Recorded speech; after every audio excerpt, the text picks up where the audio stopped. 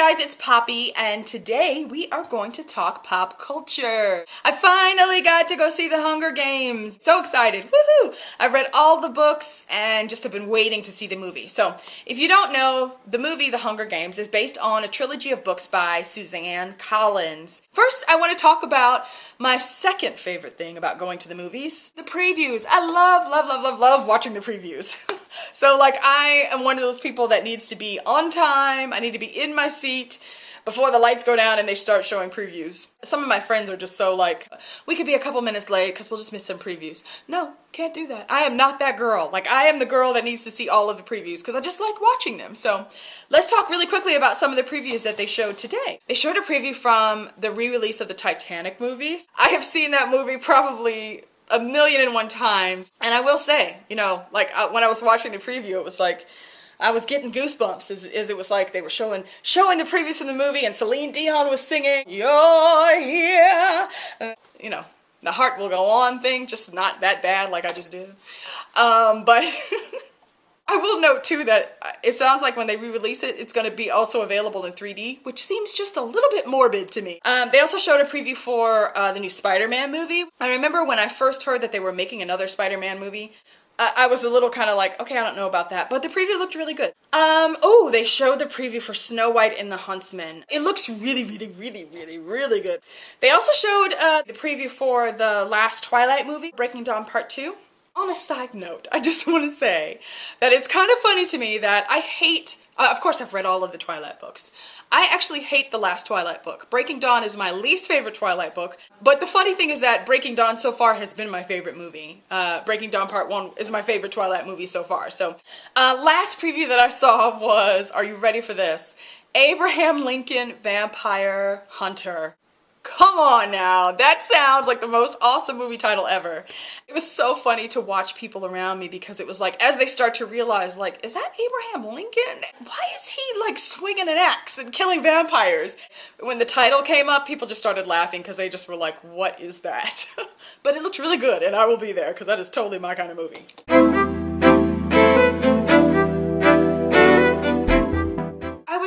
Suggest, for those of you who are watching this, who have not read the book or not seen the movie, if you do not wish to be spoiled, then I would press pause here. Go watch one of my other videos. Okay, let's talk about the movie. So, I thought the movie was good. Not great, not bad, but it was good. It was a good movie. I will say, because I read a lot of books, I'm not one of those people that's oh, they left this out and I hated it because it wasn't exactly like the book. I get it. I understand that, if you want to take a 200-300 page book and translate it into a movie, that's a 2-hour movie, then obviously you're going to have to cut some things. I totally get that. My issue is when the movie loses kind of the heart behind the book or the major theme behind the book. So it's you've read the book, you get the meaning of it, and then you go see the movie and you realize, okay, whoever made this movie either didn't read the book or they didn't get it because they've just messed it up. So that's really where I have an issue when it comes to book to movie, basically. I do feel like they did a really good job, though, of translating the book to the screen. They really stuck with the story. I felt like all of the major things that I wanted to see from the book it was all in the movie. And I would say probably one of the reasons they did such a good job of translating the book to the screen was because I noticed that Suzanne Collins, who is the author of the Hunger Games books, was listed as one of the screenplay writers. My one issue, the reason why I didn't think it was great and that it was just a good movie, was because I felt like it lost some of the emotion. So, for example, in the beginning, one of the major emotional scenes for me was the part where Katniss volunteers as Tribune for Primrose, and everyone in District 12, gives her that salute. There's that powerful moment where it's they're supposed to be clapping for her, and there's just complete silence.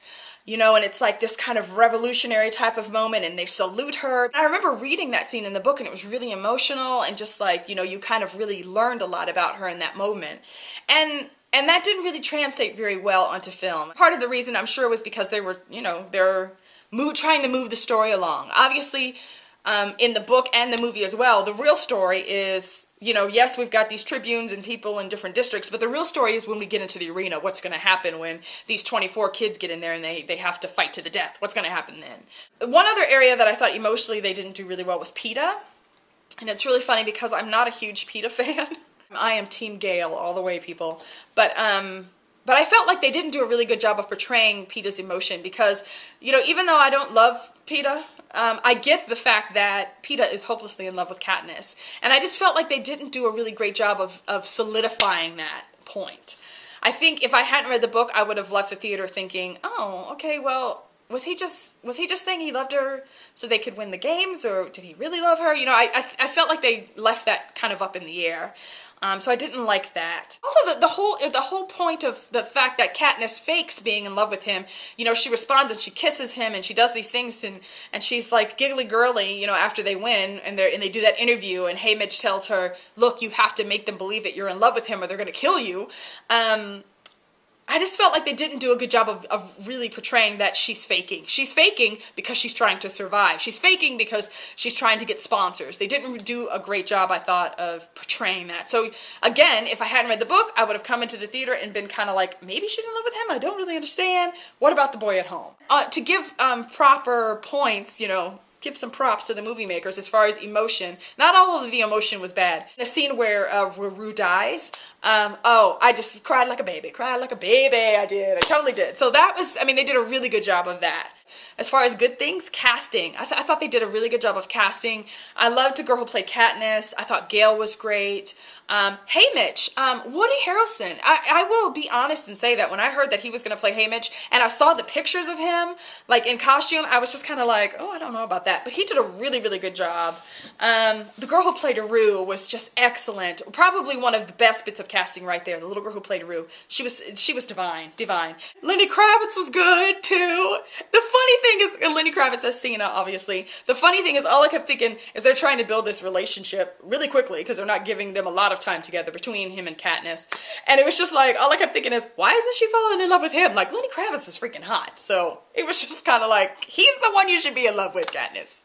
Fall in love with Lenny Kravitz. But that did not happen, of course. Overall, I would say, if I was giving this movie a grade, I would give it kind of like a B-. It's really kind of on the line between a B- and a C+.